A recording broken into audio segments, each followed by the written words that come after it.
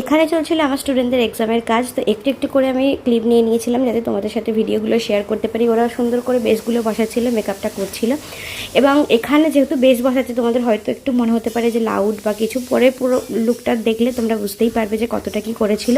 আর দেখো এখানে কারেন্ট চলে গেছে, মানে পুরো যাচ্ছে তাই অবস্থা হয়ে গিয়েছিল, কারণ অনেকটা টাইম কারেন্ট ছিল না, তারপরে কারেন্টটা এসেছে। এবং ওরা কাজগুলো করছে, কেউ কলকা, কেউ হেয়ার, কেউ মেকআপ, এগুলো করছে। মোটামুটি প্রায় ডান হয়েই এসেছে, আর কিছুটা বাকি।